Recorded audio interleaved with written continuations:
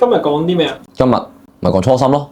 其實我有一個問題好想問，咁多年啦，每年你都要拍一條初心嘅片，其實好想問你點解要初心呢樣嘢咧，第一其實梗係講俾啲啱啱識我哋嘅人知道㗎啦。第一樣嘢，第二樣嘢就係話翻俾自己知，呢個係最重要嘅。點解繼續營運呢間公司？點解要做呢個 page？點解要行呢個方向？等自己唔好迷失啊！呢個狀況其實都要由2018年嗰陣時講翻起。咁2018年嗰陣時啦，其實同有位 partner 而家冇做啦。咁嗰陣時見到喺呢個社會好多後生選擇結束自己嘅生命。咁其實好多人都會講係嗰個壓力啦，係呢個讀書嘅問題，定係家庭嘅問題。但係佢哋忽視咗一樣嘢，就係飲食上嘅問題啊！你可能大家都會留意到，我哋成日都會講腸道族。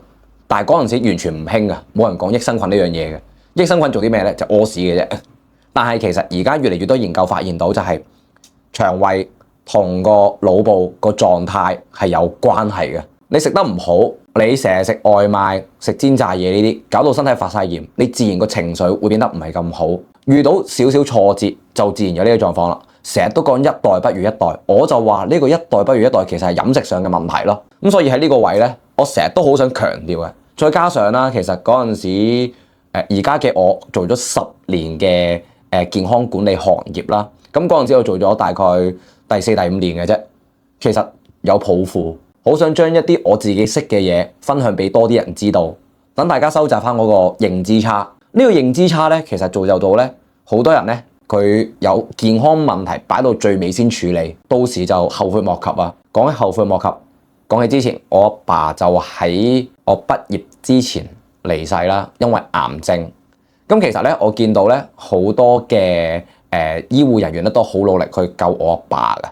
咁但係好多時都為時已晚。點解我哋唔可以及早管理？喺你未發生事之前已經做好咗管理，咁個火唔燒，咁咪冇事咯，係咪先？咁但係呢個最大就係因為個認知差。咁而我認識嘅嘢，我學到嘅經驗呢啲，都係可以令到大家喺一個無論健康啊或者生活上有啲啟發。你用唔用營養品唔重要啊，係你點樣選擇你嘅飲食、你嘅生活習慣、你嘅營養、你做咩運動，到底你夜唔夜瞓，呢啲都係你嘅身體嘅狀態。每個人都有佢生命值㗎。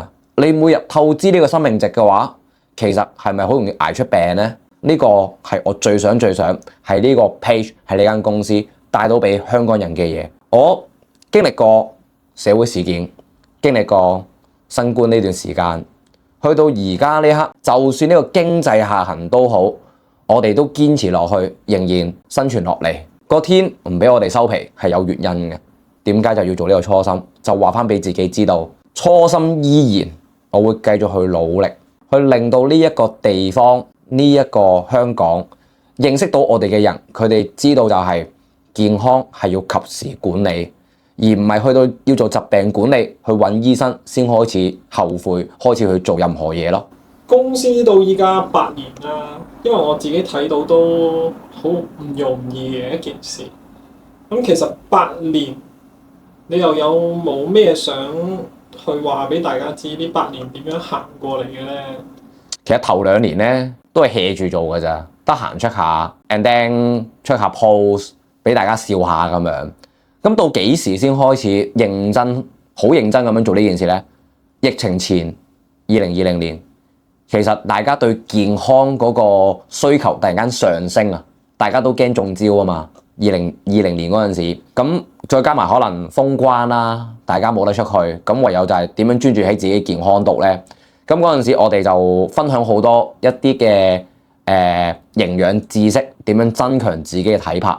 去到某個位咧，就講：喂 Alan， 你咁樣係咁推介人哋出去買嘢唔係路喎，食咗又冇效果，不如俾個機會我哋跟住你食啦咁樣。咁跟住就開始就揾唔同嘅產品翻嚟去形成啲方案。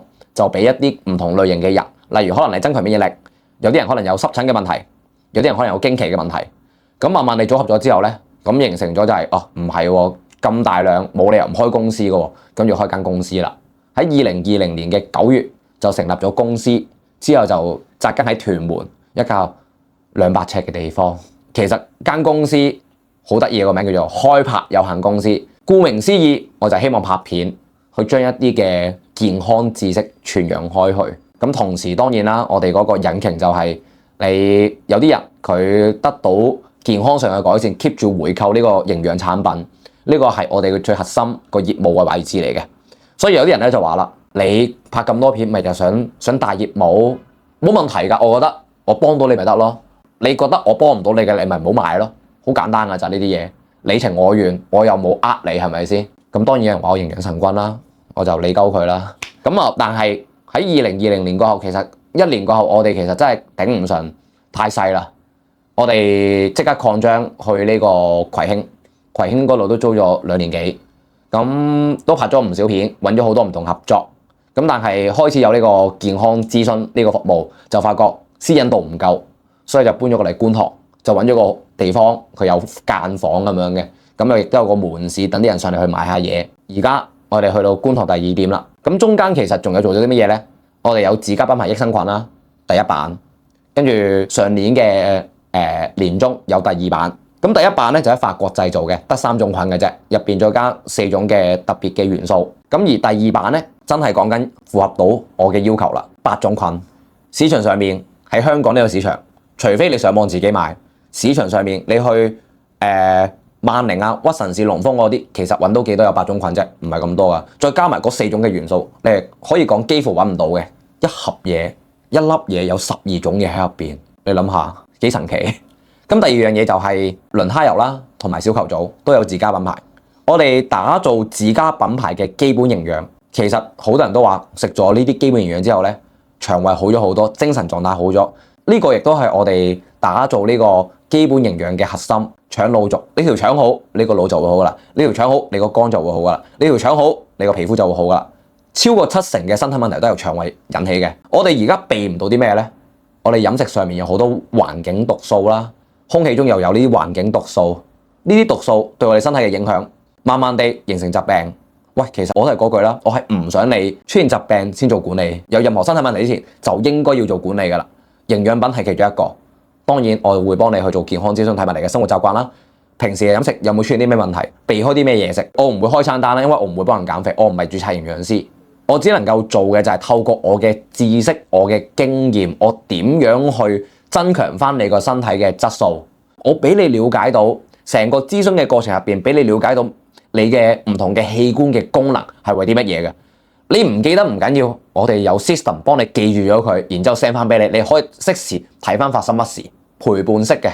即係老實講，過去咁多年，我哋幫咗超過過萬人去令到佢健康有所提升。我相信你會係其中之一個，都能夠可以咁樣去進步嘅。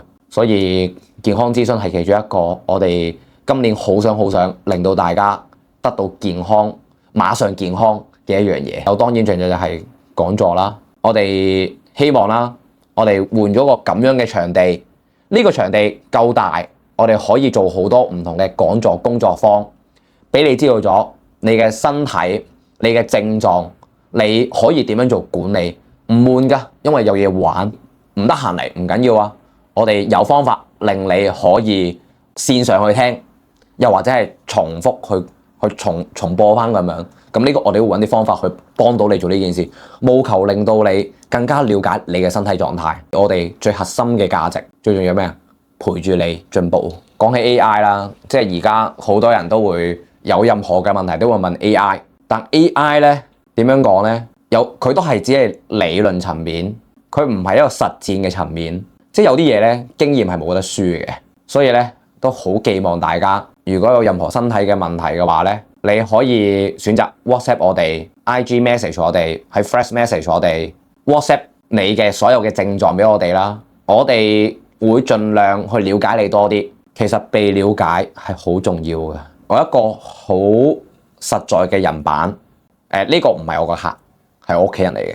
其實就喺我畢業嗰陣時，佢已經確診有3高噶啦。咁其實已經進入咗醫療系統啦。咁我只能夠做啲咩管理呢？即係講緊可能得閒俾啲營養品佢食，等佢去腸胃好啲。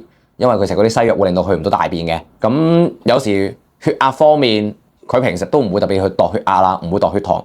咁即係話佢係懶啦，唔會去做管理嘅。咁但係咧，去睇醫生佢一定會睇嘅喎，醫生開嘅藥佢一定會食嘅喎，佢係唔會違抗醫生，唔會違抗權威。慢慢地個問題出現咗就係上一代嘅人，佢哋係絕對會去睇醫生，係啊，絕對會攞啲藥嚟食嘅。醫生講啲咩就做乜㗎啦，因為佢哋係權威。你話佢哋信唔信醫生？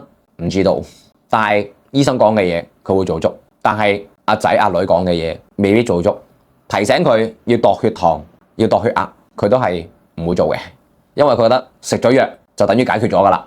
咁實際上大家都知道唔係咁樣㗎嘛，你一定要做呢個飲食嘅控制，你一定要做運動，全部都唔做㗎。呢啲都係講緊上一代佢哋固有嘅思想，即係呢個位我都會想分享就係去到而家我嘅屋企人，佢而家喺醫院，佢因為藥物再加埋身體嘅狀態突然間變差，突然間有急性腎衰竭，爭啲過身。好在我起身嗰陣發現到佢，即刻送佢入急症室，先叫救得翻。你知用咗幾多日佢先醒得翻啊？用咗6日先醒得翻，幾咁危險，要入 ICU 啊，深切治療部啊。喂，呢啲狀態下咁危急，梗係要用醫生嘅手段噶啦。而家都仲係喺醫院入邊啊，keep 住 on and off 發燒啊，醫生仲揾緊原因啊，食咗唔知幾多劑嘅抗生素噶啦，吊咗唔知幾多次鹽水，呢啲咪上一代咯。喂，冇知識啊嘛。唔識管理啊嘛，乜嘢都交俾人哋啊嘛。其實健康唔係應該掌握喺自己對手度嘅咩？點解成日都要交俾人哋咧？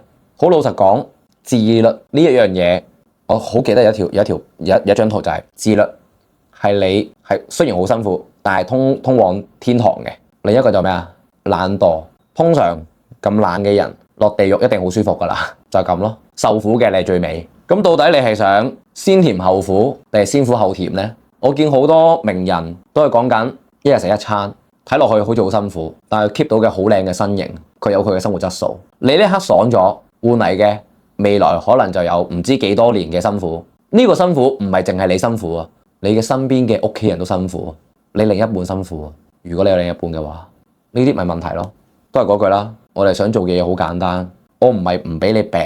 如果喺你病之前可以做好管理嘅話，你係唔係成個生活質素都會唔同咗呢？又或者喺你病嗰陣時，你識得用啲方法去提升你嘅狀態，你係咪冇病咁耐呢？